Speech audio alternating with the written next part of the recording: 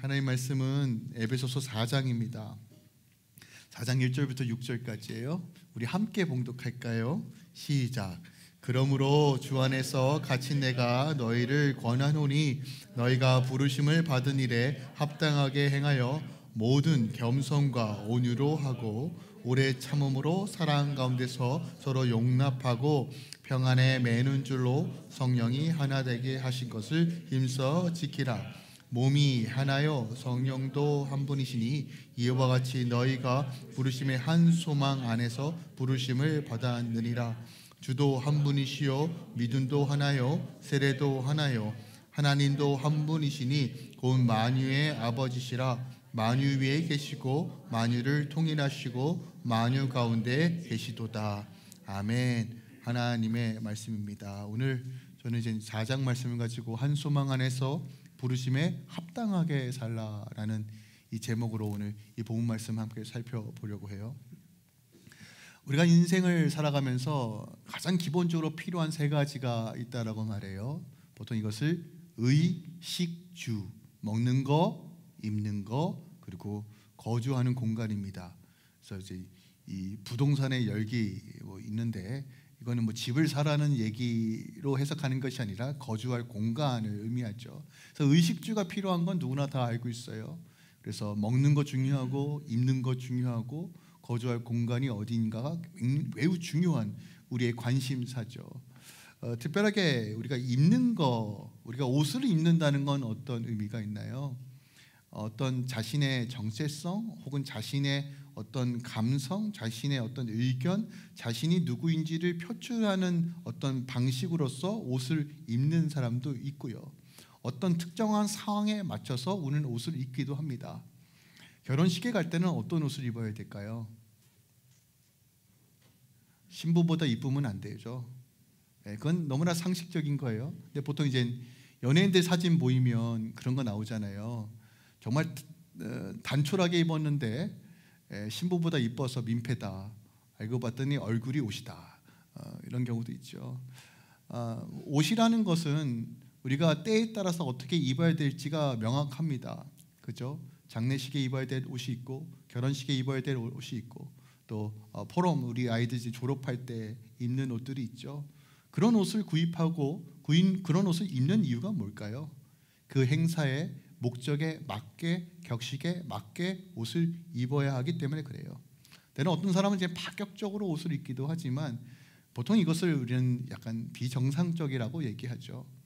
우리가 살아가면서 그 위치와 격식에 맞게 행동하는 것은 건강한 것입니다. 이와 같이 그리스도인이 된다는 건 성경은 끊임없이 그리스도로 옷을 입으라라고 설명을 해요. 로마서 13장 14절에 보면 오직 주 예수 그리스도의 옷을 입어라라고 말하면서 정욕을 위하여 육신의 일을 도모하지 말라라고 비교해요. 그러니까 그리스도의 옷을 입는다는 것은 제된 생활의 방식을 끊어버리고 그리스도를 따라가는 방식의 옷을 입어라라는 것으로 우리가 이해하고 해석할 수 있습니다. 골로새서 3장 9절과 10절에 보면요, 서로 거짓말하지 말라. 옛사람과 그 행위를 벗어버리고 새 사람을 입으라라고 표현해요. 신기하죠? 뭘 계속 입으라라고 표현합니다. 무슨 의미일까요? 우리가 본질적으로 그리스도의 성령의 은혜로 제사함으로 하나님의 자녀가 되었지만 새 옷, 의의 옷, 성령의 옷을 입으라라고 성경은 계속적으로 우리에게 명령하고 권하고 있다는 것이에요. 즉 그리스도의 옷을 입는다는 것, 그리스도인으로 산다는 것은 우리가 그러한 삶을 통해서 드러내고 증명하고 나타내야 한다는 것이에요. 그러므로 신앙과 삶은 일치돼야 한다는 것이에요. 내가 예수를 믿으면 예수가 믿는 그 믿음의 삶이 우리 삶 가운데 드러나야 한다는 것이에요. 드러낸다는 것이 바로 그리스도의 옷을 입는다라고 표현하는 것이에요. 그러나 많은 안타까운 사실은 내가 본인이 예수를 믿어도 예수 그리스도의 옷을 입지 않은 많은 일들을 우리는 봅니다. 목도한다는 것이에요. 왜 이런 일들이 자꾸 벌어질까? 왜 나는 예수 믿는 티가 왜 자꾸 나지 않을까에 대해서 고민하고 분석해 보면 결국 여러 가지로 몇 가지로 좀 압축할 수 있는데 마치 이와 같은 것 같아요. 보통 이제 남성분들과 여성분들의 차이점인데 차를 새로 구입하면 남자들은 어떻게 반응하나요? 새 차를 세차합니다. 먼지 하나 없는데 기가 막히게 닦아요. 광도 내고 먼지도 틀고, 아니 아무리 봐도 깨끗해 보이는데 또 닦고 또 닦고, 닦다가 기스 나죠. 참. 근데 보통 새 차를 귀하게 여기지만 한번 찌그러지거나 기스가 나기 시작하면 마음이 싹 바뀌어요. 어떻게 바뀌죠? 에휴, 대충 타자. 여성분들도 비슷한 것 같아요.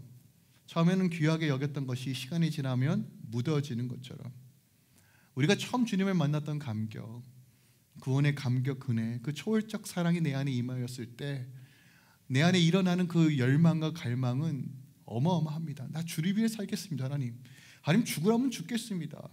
하나님 지옥까지 따라가겠다. 예수님인데 왜 지옥까지 따라가는지 모르겠어요. 세상 끝내까지 따라가겠습니다. 별의별 얘기를 다 해요. 그런데 어느 순간 무미건조한 우리의 모습을 보게 됩니다. 왜 그럴까요? 저도 이리 생각해보고 저리 생각해보면서 내렸던 결론들이 있어요. 결론은 무엇이냐면 믿음이 성장하지 않은 결과, 혹은 하나님께서 주신 그 은혜가 흘러가지 않은 결과예요. 여러분, 에스겔서 47장에 보면 성전 미문에서 그 생수의 강물이 흘러가는 곳마다 죽었던 것이 살아나는 장면이 나옵니다. 하나님의 은혜는 마치 물과 같아요. 고이고 머무르면 썩게 합니다. 여러분 기억하세요. 우리가 은혜가 없어서 타락하고 망가지는 게 아니라 은혜를 경험했기 때문에 오히려 그 은혜로 인하여 우리가 망가질 수 있다는 사실을 기억하세요. 은혜를 흘려보내지 않으면, 내가 받았던 하나님의 은혜를 내 삶을 통해서, 내 입을 통해서, 내 손을 통해서 우리 가정과 삶의 영역에서 흘려보내지 않으면 그 은혜가 나를 썩게 한다는 거예요. 왜 그럴까요? 자꾸 은혜를 흘려보내지 않으면 나타나는 증상이 뭔지 아십니까? 모든 것을 타협하기 시작합니다. 이 정도 죄는 하나님, 다 은혜인데, 하나님의 은혜 다 모든 것으로 합리화해버려요. 괜찮아, 이 정도 하나님 다 이해하실 거야. 합리화의 도구로 은혜를 사용하기 시작한다는 거예요. 그런데 에베소서 4장은 이런 측면에서 우리에게 강력하게 도전하는 것이에요. 1장부터 3장까지 너희가 하나님을 아는 지식으로 충만했니? 바른 지식이 너희 안에 임하였니? 그렇다면 그것을 살아내라는 거예요. 흘려보내라는 것이에요. 그 은혜에 머무르는 삶, 그 은혜에 갇힌 삶이 아니라 은혜는 반드시 너희 삶의 영역에서 나가야 된다. 그것이 믿음의 장성함을 이루는 비결이며 그것이 그리스도인의 합당한 삶이다라고 우리에게 말해주고 있는 것입니다. 그럼 전 고민해봤어요. 왜 우리의 삶 가운데 자꾸 은혜를 흘려보내는 삶이 지체가 될까? 잘 되지 않을까? 근원적인 원인은 여러분, 내 믿음이 약해서예요. 믿음이 온전하지 못해서예요. 믿음이 성장하지 못해서예요. 로마서 1장 16절에 보니까 이렇게 말합니다. 명확해요.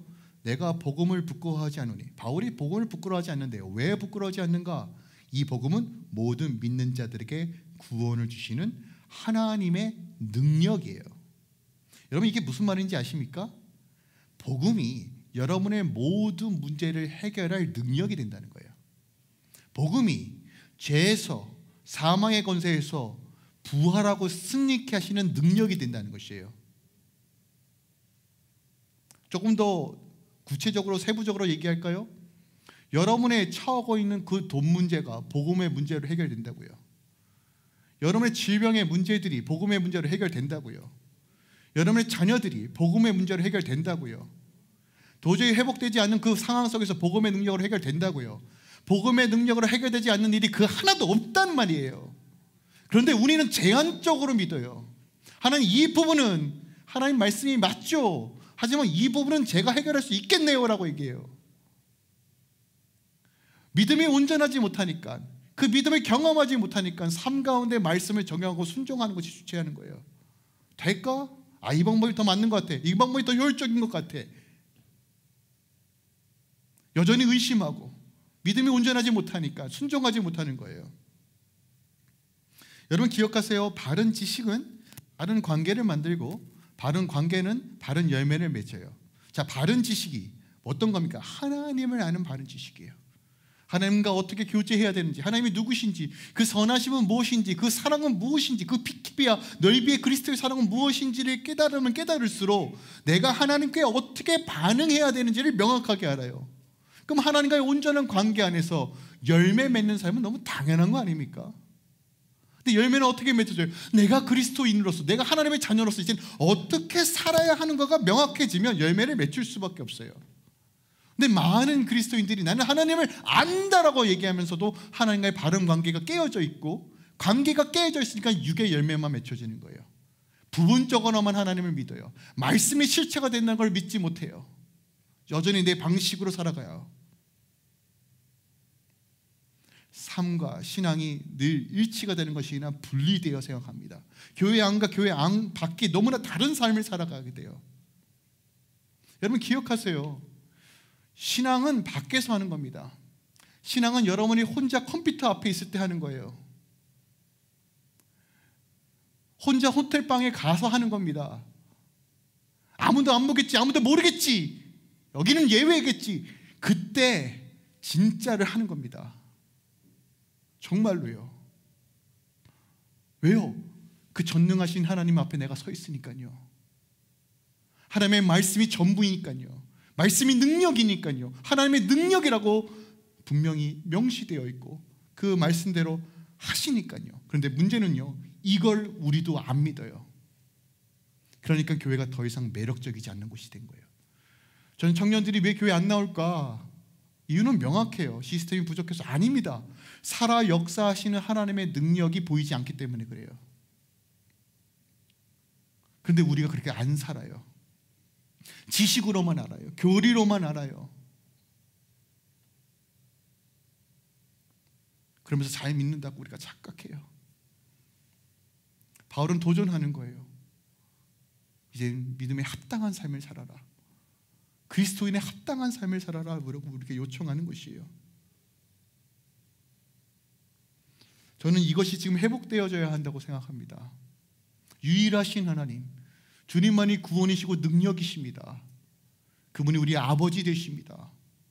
여러분 이것이 명확하고 선명해질수록 우리는 달라질 수밖에 없습니다.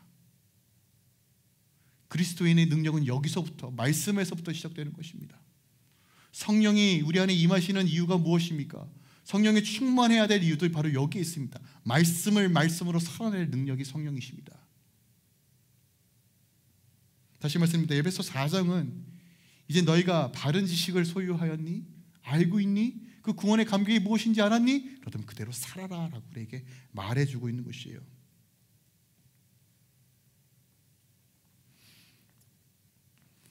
우리가 지난 시간 살펴보았던 건, 오늘 본문이 그러므로로 시작해요. 그러므로라는 건 뭐예요? 1장부터 3장까지의 내용을 전제로 하여 이제 살라라고 요청하는 거예요. 우리가 지난 40편 동안 이제 1장부터 3장까지 살펴봤는데 간단하게 좀 정리하면 이거예요. 1장은 성삼위 하나님께서 우리의 구원을 위해서 소극적으로 행하신 것이 아니라 적극적으로 행하셨어요.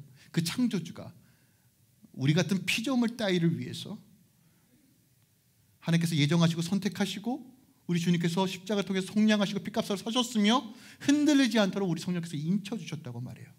이 놀라운 비밀은 기도를 통해서 우리가 깨닫고 알 수 있다라고 1장에서 선포합니다.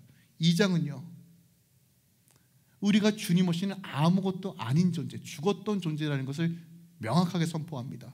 죄와 허물로 살아갔던 존재가 그리스도와 연합되는 순간, 그 주님이 우리를 끌어안는 순간 죽음에서 생명으로, 절망에서 소망으로, 비천항에서 높은 곳으로 옮겨주셨다는 거예요.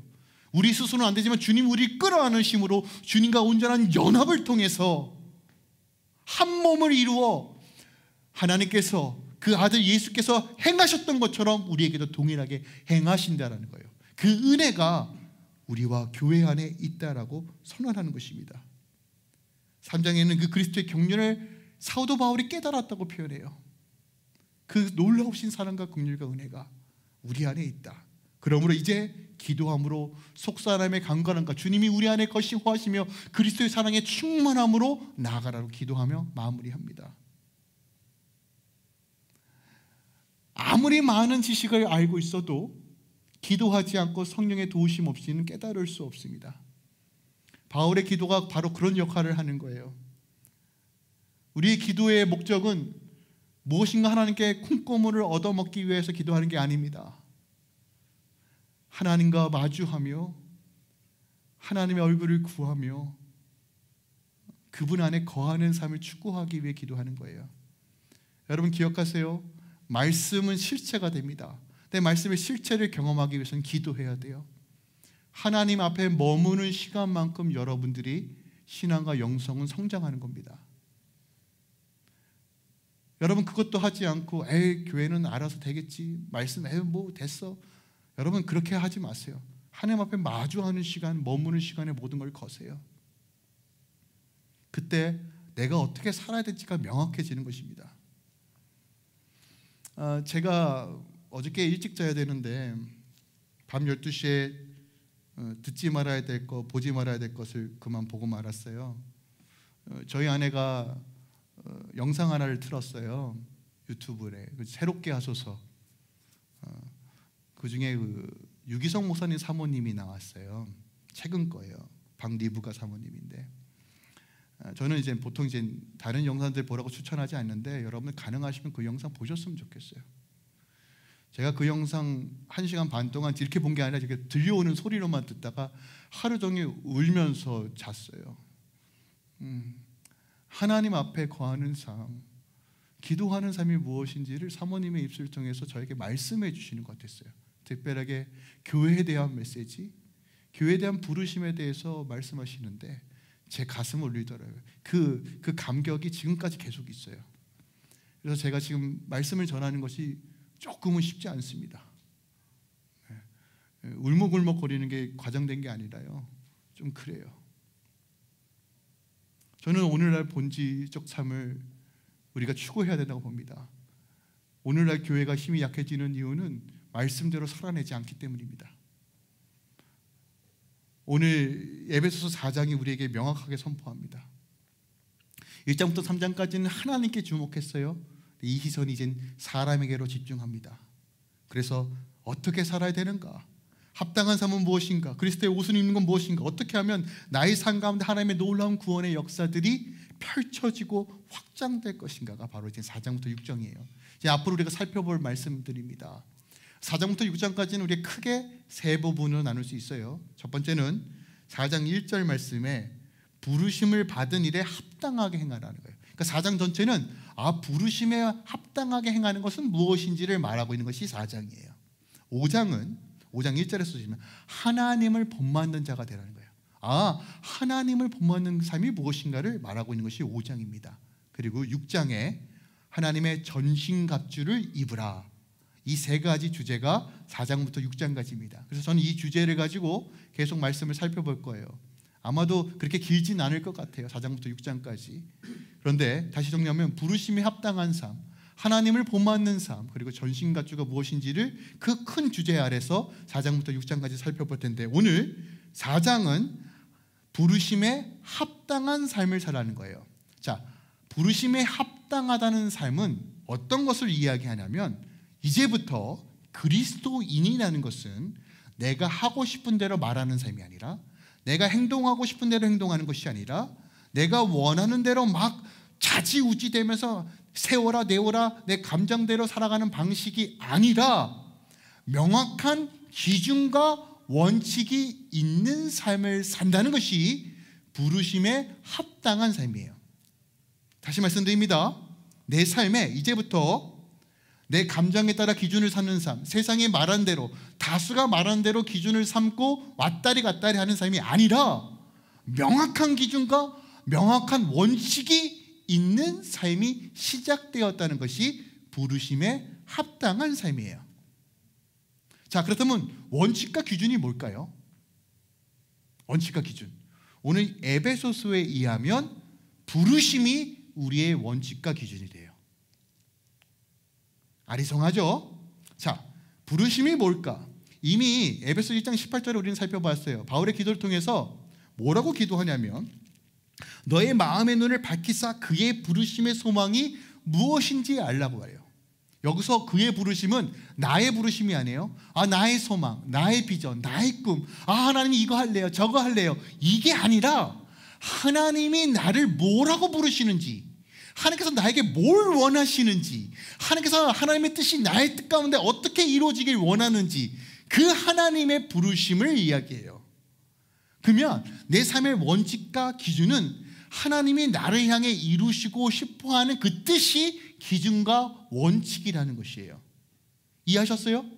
그러니까 우리는 이제부터 어떤 방식으로 살아가야 되냐면 나의 삶의 기준과 원칙은 하나님께서 나를 통해 하시길 원하는 것, 그것이 나의 원칙과 기준이 되어야 되는 삶, 그것이 바로 그리스도의 합당한 삶이라는 것이에요. 여러분, 삶의 기준은 정말 중요합니다. 이 기준에 따라서 내 삶의 옳고 그름이 판단이 돼요. 그죠? 이 기준에 따르면 이것은 맞는 거야, 이것은 틀린 거야. 이 기준에 따르면 저 사람은 좋은 사람이야, 나쁜 사람이야. 이렇게 행동해야 돼, 저렇게 행동해야 돼가 다 이 기준에 따라서 우리는 결정해요. 그런데 이제부터 세상에서 떠돌아다니는 남이 얘기해주는 기준이 아니라 하나님께서 나를 통해 하시고자 하는 일, 이루고자 하는 하나님의 뜻, 나를 통해 무엇을 원하시는가가 나의 원칙과 기준이 된다는 거예요. 그래서 부르심은요, 우리가 두 가지 측면에서 이해해야 돼요. 첫 번째는 개인적 부르심이에요. 하나님께서 여러분 개개인에게 부르심이 있어요. 하나님께서 여러분 개개인 삶에 뜻이 있고 목적이 있고 방향을 설정하셨어요. 그러니까 여러분들은 그냥 허투루 사는 인생이 아니에요. 하나님께서 여러분을 주시하고 계세요. 막 불꽃 같은 눈동자를 보고 계세요. 여러분을 통해서 하나님께서 원하시는 일이 있어요. 사랑하고 보호하시며 구원하신 본질적인 이유와 목적이 있다는 거예요. 개인적 부르심이에요. 두 번째로 공동체의 부르심이에요. 이 교회를 향한 부르심. 이 교회를 향한 부르심과 여러분의 부르심이 다르지 않아요. 이제 부르심은 이 두 가지 관점에서 이해해야 돼요. 근데 우리가 보통 부르심을 이해할 때 잘못 이해하는 게 있어요. 뭐냐면 부르심을 자꾸 무엇을 하는 것으로 해석해요. 어떤 직업을 갖는 것으로 해석해요. 하나님, 이 직업을 갖는 게 하나님의 부르심입니까? 하나님, 이 일을 하는 게 하나님의 부르심입니까? 하나님, 선교지 가는 게 부르심입니까? 이 사역하는 게 부르심입니까? 주방봉사하는 게 부르심입니까? 아니 주차봉사하는 게 부르심입니까? 아니면 교사하는 게 부르심입니까? 뭘 하는 것을 자신의 부르심으로 이해해요. 하나님, 이 직장입니까? 저 직장입니까? 저 사람입니까? 저 사람입니까? 뭔가 doing하는 것을 부르심의 영역이라고 이해해요. 근데 여러분, 부르심은 그것이 아닙니다. 우리가 이해하기에는 뭘 하는 것처럼 이해하지만 하나님의 본질적인 부르심은 무엇을 하는 게 아니에요. 자, 고린도서 1장 9절 살펴볼게요. 여러분, 고린도서 1장 9절입니다. 우리 함께 읽을까요? 시작. 너희를 불러 그의 아들 예수 그리스도 우리 주와 더불어 교제하게 하시는 하나님은 미쁘시도다요. 자, 너희를 불러, 콜링한다는 거예요. 이게 부르심이에요. 우리를 부르시는 이유가 뭐라고 말합니까? 우리 주 예수 그리스도와 더불어 뭐 하는 거예요? 교제하는 거예요. 이게 하나님의 미쁘시다요. 미쁘시다는 건 신실하신 분께서 야, 나 이거 너무너무 좋아. 야, 이건 확실해. 이거는 변함이 없어. 나 이거를 위해서 나는 진짜 나 모든 것을 쏟아부을 수 있어라고 말씀하시는 게 미쁘시다요. 하나님께서 뭐라고 말씀하시는 거예요? 내가 너희를 부른 이유가 그리스도와 교제하는 것이대요. 우리 주님과 교제하는 것이 우리의 부르심이에요. 여러분, 이게 이해가 되십니까? 여러분, 여기서 교제는 코이노니아라는 단어를 사용해요. 연합, 성삼위 하나님께서 함께 친밀한 연합, 그 친밀함, 주님께서 궁극적으로 원하시는 게 그거라고요. 여러분이 뭘 하는 게 중요한 게 아니에요. 물론 그것도 되게 중요해요. 어떤 직장에 가는 것도 되게 중요해요. 어떤 사람을 만나는 것도 굉장히 중요할 수 있어요. 그러나 본질적으로 하나님께서 우리에게 요청하시는 부르심은 나 너와 교제하고 싶어요. 창세기부터 요한계시록까지 동일하게 말씀하세요. 시내산에서도 넌 내 앞에 아무것도 두지 마. 1계명이죠. 하나님이 원하시는 건 교제예요. 너 내 앞에 좀 마주하자. 하나님 좀 바빠요. 아는데 좀 내 앞에 좀 마주하자. 하나님은 여전히 그거 요청하고 계세요, 여러분에게. 그래서 여러분이 하나님 앞에 머무는 시간이 여러분의 인생을 좌우하는 거예요. 저는 이거 다 개런티할 수 있습니다. 물론 제가 제게 뭘 개런티할 수 있겠냐고 하지만 저는 모든 걸 걸 수 있어요. 하나님 앞에 머무는 것이 전부입니다. 그게 기도와 예배와 찬양이에요. 요한복음 17장에도 주님께서 말씀하시죠. 아버지와 내가 하나 된 것처럼 거룩하게 그들도 하나 되게 하소서. 이것이 하나님의 뜻이에요. 이것이 두 번째 부르심, 교회의 부르심이에요. 이것은 고린도전서 1장 10절에도 우리가 마주할 수 있어요. 아까 10절에 이렇게 표현하고서 형제들아 내가 우리 주 예수 그리스도의 이름으로 너희를 권하노니 모두가 같은 말을 하고 너희 가운데 분쟁이 없이 같은 마음과 같은 뜻으로 온전히 합하라. 이것이 공동체의 부르심이에요. 자, 정리할게요. 첫 번째 부르심 뭐라고요? 주님과 교제예요. 두 번째, 공동체가 하나 되는 것이에요. 이게 우리를 향한 부르심이고 이것을 행해 우리가 합당하게 행하는 거예요. 이게 하나님의 뜻이라고요. 너무 어렵게 생각하지 마세요. 그러니까 주님은 우리에게 여전히 동일하게 요청하세요. 시대가 초월하고 시대가 아무리 변해도 늘 한결같은 말씀하시는 거예요. 너는 내 안에, 내가 너 안에. 내가 너의 아버지가 되고 너는 내 자녀가 될 것이다. 넌 내 백성이다. 넌 내 안에 거하라. 예수 안에, 내 안에 거하라. 난 너와 얼굴을 마주하고 싶고 너와 교제하고 싶고 널 사랑하고 싶다. 그 사랑으로 너희가 하나 되라. 하나 되는 것이 교회의 부르심이에요. 그러면 어떤 직업을 갖는 거, 어떤 곳에 가는 거, 어떤 사역을 하는 거, 어떤 선교지를 하는 거 중요해요. 중요할 수 있어요. 하지만 본질적 부르심은 그게 아니라고요. 내가 주 안에 있지 않은데 어떻게 선교합니까? 내가 주님과 친밀함이 없는데 어떻게 봉사합니까? 다 육이 나가는 거예요. 하나됨을 위해 힘쓰지 않는데 내가 거하는 가정도, 내가 거하는 공동체도 성령의 메인주로 하나 되기 위해 힘쓰지 않는데 어떻게 내 삶 가운데 믿음에 합당한 삶이 나올 수 있냐는 거예요. 하나 되기 위한 도전 정말 쉽지 않아요. 여러분, 세상은 하나 될 수 없다라고 못 박았어요. 실제로 인간이 하나 되는 건 불가능한 것 같아요. 불가능해 봅니다. 정말로요. 불가능해요.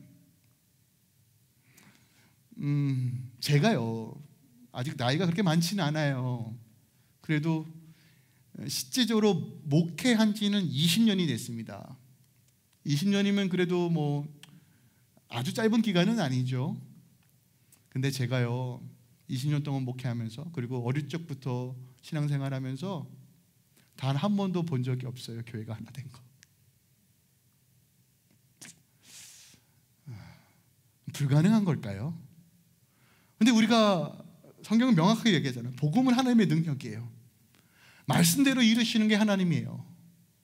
그럼 뭐가 문제인 거예요? 하나님의 말씀이 문제인가요? 아니죠. 우리가 관심이 없는 거예요.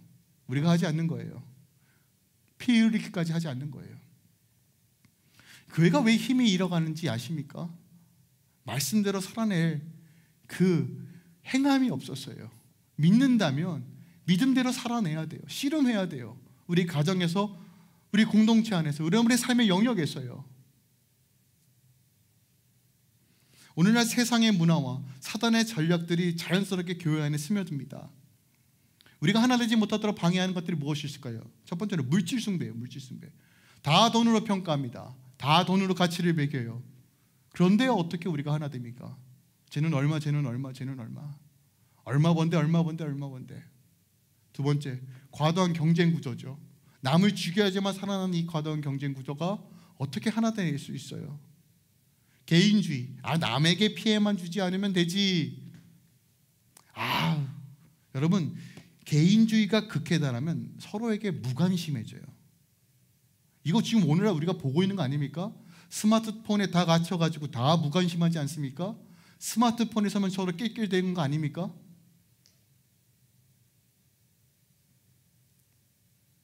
게으름. 여러분, 서로 사랑하고 하나 되기 위해서는 엄청난 에너지가 필요해요.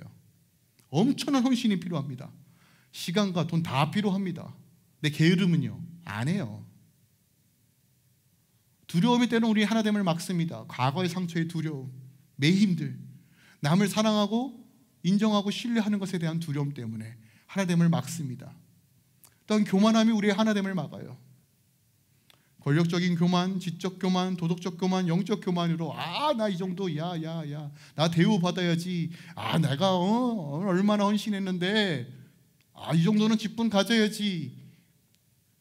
중요할 수 있지만 오히려 그런 것들이 하나됨을 막는다고요. 그런데 오늘 그 해답을 제시해요. 성경이 그 해답을 제시한다고요. 이 세상의 문화 가운데 세상 사람은 절대로 하나 될 수 없다라고 하는 이 시대 속에서 하나님은 교회를 통해서 그 하나됨을 드러내길 원하신다는 거예요. 그런데 오늘날 교회는 이것보단 다른 걸 좀 내세우기 원하는 것 같아요. 우리 얼마만큼 선교해요? 우리 성도 수가 얼마예요? 이번에 침례를 얼마나 받았어요? 너무 중요할 수 있는 요소예요. 그런데 여러분, 본질은 우리가 하나 될 수 있다라는 거. 그리스도께서 자신의 몸을 허셔서 모퉁이 돌이 되셔서 우리를 연결 지어 주셨다는 그 하나됨이 교회를 통해 드러내길 원하신다는 거예요. 그걸 위하여 오늘 바울이 두 가지를 제시해요. 첫 번째로 겸손과 온유예요. 이건 전치사로 하나로 묶여 있어요. 그리고 오래 참음이에요. 겸손과 온유와 오래 참음을 통해서 사랑 가운데 용납하여 성령이 하나 되게 하신 것을 힘써 지키라 라고 말해요. 4절부터 6절까지는 부가적인 설명이에요. 우리가 성령도 한 분이요 하나님도 한 분이시고 믿음도 하나요 세례도 하나니 삶과 신앙이 분리될 수 없다는 것이에요. 우리가 한 아버지, 우리 주 예수 그리스도의 머리를 삼아 우리의 그리스도의 몸이니 성령 안에서 하나 되라고 말해요. 근데 그 방법이 뭐라고요? 온유와 그리고 겸손과 그리고 오래 참음이에요. 겸손이 뭘까요? 겸손. 오늘날 겸손은 좋은 미덕이죠. 저 사람 참 겸손해. 겸손하다는 건 어떻게 보면 신뢰하고 착한 사람, 선한 사람이라는 이미지가 있어요. 근데 당시 1세기 때는 겸손은 미덕이 아니에요. 겸손은 종이나 노예 따위가 하는 거예요. 로마인들은 겸손하지 않았어요. 자랑하는 것이 미덕이라고 생각했어요. 나 군사가 얼만데, 땅덩어리가 얼만데, 나 포도밭이 얼만데, 내 군사력이 얼만데, 이걸 자랑하는 것이 미덕이었어요. 겸손 아니요. 이건 쭈구리들이만 하는 거예요. 그런데 바울이 그걸 몰랐을까요? 여러분, 로마 시민권입니다. 갈릴리아 문학에 공부했어요. 배울 거 다 배운 사람입니다. 가장 학식 있고 똑똑한 사람이에요. 이 겸손의 의미를 몰랐을까요? 아니요. 알고 있음에도 의도적으로 겸손하라고 써요. 왜 그랬을까요? 우리 주님께서 겸손의 왕이시고 그 길을 걸어가셨기 때문에 그래요. 다른 이유 하나도 없습니다. 우리가 겸손해야 될 이유는 하나예요. 예수를 따라가는 삶이기 때문에 그래요. 근데 주님께서 어떻게 겸손하셨냐면 빌립보서에 보면 이래요. 너희 마음에 이 마음을 품고 곧 그리스도 예수의 마음이니 근본 하나님이시나 동등됨을 취하지 아니하시고 이 땅에 내려오셔서 자기를 비워 종의 형체를 가지사 사람들과 같이 되셨고 사람의 모양으로 나타나서 자기를 낮추시고 죽기까지 복종하셨으니 십자가에서 죽으셨다요. 이게 겸손이라고 말하는 거예요. 자기 것 내어드리고 이 땅에 내려와 섬기시는 것이 겸손이에요. 마지막 엄찬 때 아무도 서로의 발을 씻겨주지 않았어요. 왜냐하면 종인 따위나 하는 것이에요. 예수님께서 걷어온시고 스스로 대야에 제자들의 발을 씻기시고 그 일을 하셨어요. 그렇다면 오늘날의 겸손의 모습은 뭘까요? 만약에 예수님께서 지금 이 시간에 오셨다면 예수님은 지금 뭐 하셨을까요? 아주 명확합니다. 여러분들이 하기 싫어하는 거 하셨을 거예요. 귀찮은 거, 애쓰고 노력하고 누가 알아주지도 않고 하는 거 다 하셨을 겁니다. 성전 돌아다니면서 쓰레기 주셨을 거고, 의자 치웠을 거고, 아마 배식도 하셨을 거예요. 아침마 두르시고 할렐루야 하고. 남이 인정해줘도 인정하지 않는 건 중요하지 않아요. 예수님은 그거 하셨을 거예요. 온유. 여러분, 온유가 뭘까요? 겸손, 경건, 온유한, 정중함, 사려 깊음이라고 번역되는데, 온유는 그리스도의 성품뿐만 아니라 성령의 열매에서도 언급되는 거예요. 근데 보통 우리가 온유를 이해할 때 이렇게 표현해요. 친절한 거, 부드러운 거, 품는 거라고 보통 온유를 그렇게 이해해요. 근데 원어적 성경에서 이제 온유의 뜻은 그런 뜻이 아닙니다. 온유는 첫 번째로 중용이라는 뜻을 가지고 있어요. 뭐냐면 어느 한쪽으로 치우치지 않는 것을 온유라고 표현해요. 또한 온유는 자신의 생각과 마음으로 일어나는 이 본능적인 욕구를 스스로 자제하는 힘이 온유예요. 자, 예를 들어 설명해 볼게요. 길거리에서 뛰어다니는 야생마와 경주를 하는 경주마의 차이점이 뭔가요? 기들어진 것과 기들어지지 않은 거예요. 훈련을 받은 것과 훈련을 받지 않은 거예요. 여러분, 경주마가 힘이 없나요? 야생마와 동일한 힘을 가지고 있어요. 하지만 제어된 힘을 쓸 때 컨트롤이 되는 것, 이것이 온유라는 거예요. 또 다른 예를 표현해 볼게요. 저는 가끔씩 동물의 왕국을 봐요. 맹수들 아웅 잡아먹는 거 보면서 나름대로 카타르시스를 느껴요. 와, 나도 사자, 우리 아들에게 사자 막 이러거든요. 여러분, 사자가 사냥하는 거 본 적 있으십니까? 사자 어떻게 사냥해요? 쫙 노려보다가 순식간에 달려가 사슴의 어디를 물어요? 목을 물어요. 목을 묶는 순간 어떤 일이 벌어집니까? 목이 꺾여요. 한 번에 물어서 그 날카로운 이빨로 사슴의 목을 꺾어버린다고요. 그런데 여러분, 사자가 자기 새끼들 어떻게 옮겨요? 발로 툭툭 합니까? 아니죠. 자기 입으로 자기 새끼의 목덜미를 물어서 옮겨요. 똑같이 무는데 사슴의 목은 동강인하고 아기 새끼들은 안전하게 옮겨져요. 무슨 차이가 있나요? 똑같은 이빨이잖아요. 똑같은 사자잖아요. 무슨 차이가 있어요? 똑같은 날카로운 이빨이지만 아기들에게는 그렇게 온순한 이빨이 되고 먹잇감에게는 공포의 대상이 되는 거예요. 여러분, 이게 온유예요. 그렇다면 우리 안에 온유는 뭘까요? 부드러움 안에 강임이에요.